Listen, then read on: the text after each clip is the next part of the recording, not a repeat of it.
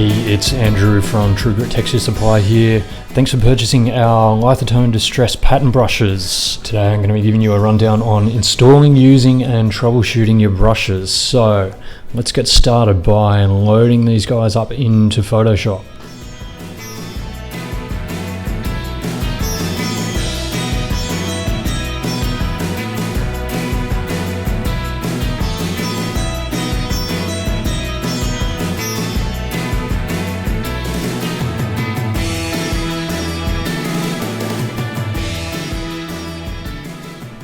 So I'm just going to go up into our brush preset picker here and choose a few of these and paint those out onto the page for you. Now the brush set contains over 240 brushes in total, and that's based on 60 different patterns, each with 4 different brush size presets: small, medium, large and extra large.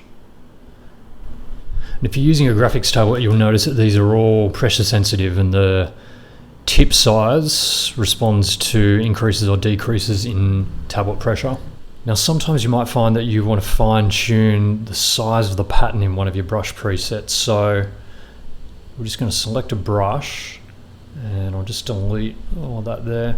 And then we go into our brush palette, which is next to the brush preset picker up in your top toolbar there. And then hit the texture tab. And with the scale slider we just adjust that up or down, and you can see that the pattern scale changes there.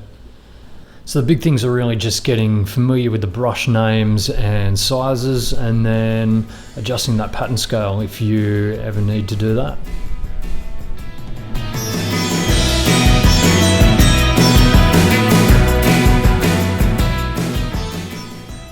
Now let's go back into our tool presets palette here, and we're going to have a look at how our gradient brush presets work.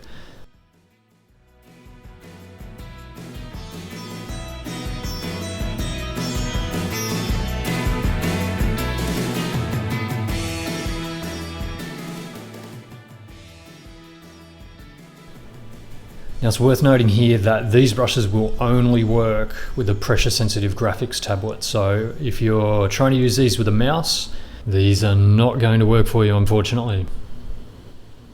So I'll just paint a couple of these out on the page, and I start out light, and then as I increase my pen pressure, the texture gets darker and heavier.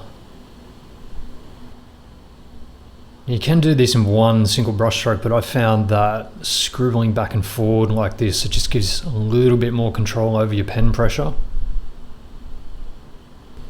So you can see these are a little bit dirtier than our regular Lithotone brushes, but they're awesome for creating different shading effects and creating a little bit of variation in your textures. Now we've only got one size preset for each of these, but just like our regular Lithotone brushes, we can adjust the size of our texture in the brush palette, and just using that scale slider there to increase or decrease the size of the texture. Depending on your artwork and the brush you're editing, you might find that when you do this, pressure sensitivity and gradient is not as effective as the pattern texture gets above a certain size. But there's a fair bit of flexibility there, and they should work really well on artwork up to around 5,000 pixels wide.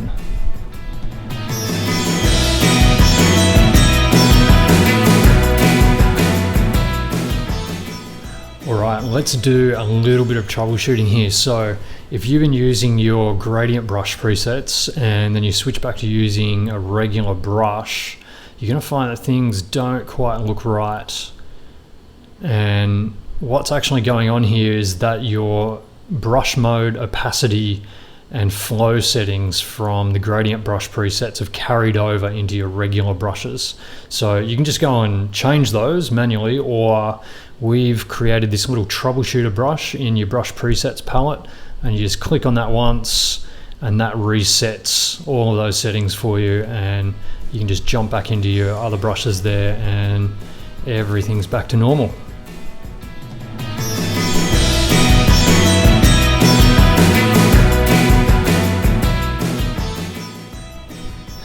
Alright, so we should be pretty up to speed now with how the brushes work. Let's take a look at using our brushes on some actual artwork. And you can see I've got this artwork that I created earlier using a bunch of my Lithotone brushes. And I think what we might do is just go back in time a little bit and we'll dig through the layers of this and start applying some brushes from scratch. So let's start with this outer frame. And you can see I've selected the white portion of the frame there and used that to create a layer mask on a new layer. So we'll just select that layer and then go over, and I think we're going to select one of our pointillism brushes here, the light medium size. And with our foreground color set to that chocolate brown, we're just going to start painting that in quick and dirty.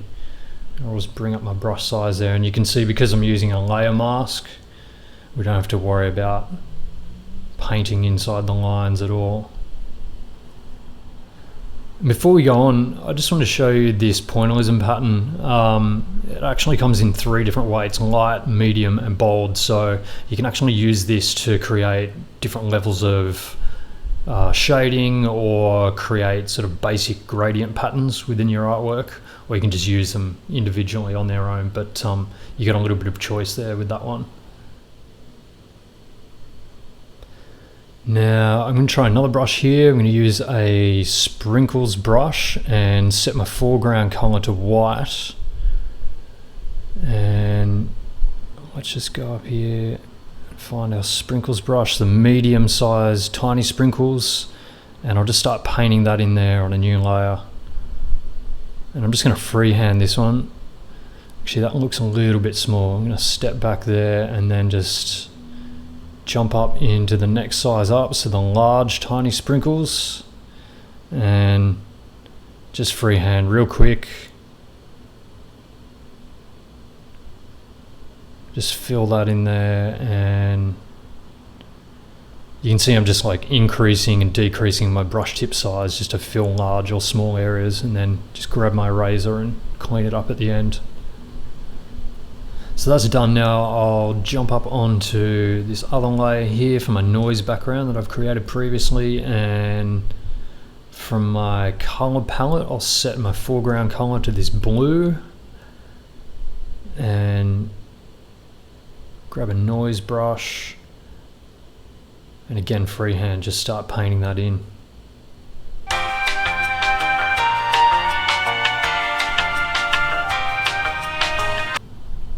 And we're done.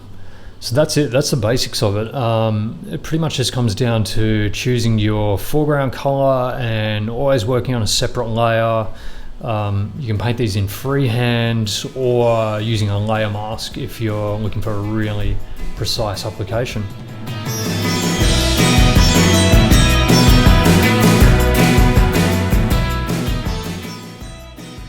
So next up I want to create some shading for the side of this skull in the foreground here, and I've already gone ahead and created a separate layer for the shading, and I'm just going to go and change my foreground color, then go into my tool presets palette, choose a noise brush there, let's zoom in, and just lightly start applying that to the side of the skull. And already there I can see that that texture's maybe a little bit too big. So I'm just going to go into the brushes palette there, and again with the textures tab just change the scale of that. I'll just go down about 10%. And then back to that layer and just start brushing that in lightly again, and that's much better. So again, as I was saying before, I kind of found it best to just go back and forth with these a little bit, not try and apply the whole gradient in one brush stroke, but just kind of go around in circles and slowly build it up, going over the same areas again and pressing a little bit harder, and it just kind of gives it a nice even gradient and flow. And you don't have to be too clean about it, you can be kind of rough. I think that join where the shadow and the shading is there, that's going to look a little bit too harsh, so I'll grab this pink foreground color and just blend that in a little bit, maybe add a little highlight in the eye there, and I think that's it. That looks pretty good. So if I just zoom out there, you can see I did something pretty similar with the highlight on the stairs there. So it's a pretty good way to get that nice, authentic photocopy noise texture. So let's just jump into another piece of artwork here now, and we'll see if we can't use these in a slightly cleaner way. So just like before, we're going to go and select this white portion of the frame here, and then on a new layer I'm going to use my light pointillism gradient brush, and I'll use black as my foreground color, and then just lightly paint that in. I'm cheating a little bit here. I haven't created an actual gradient mask. I'm just sort of doing this within the selection on a separate layer, but it's the same kind of principle. And you can see as I apply a little bit more pressure to the pen, we get a nice smooth gradient. So then I'll go and choose the bold pointillism brush, and because the patterns match up perfectly, I can just paint that over the top and just add a little bit more depth to that gradient on the darker ends.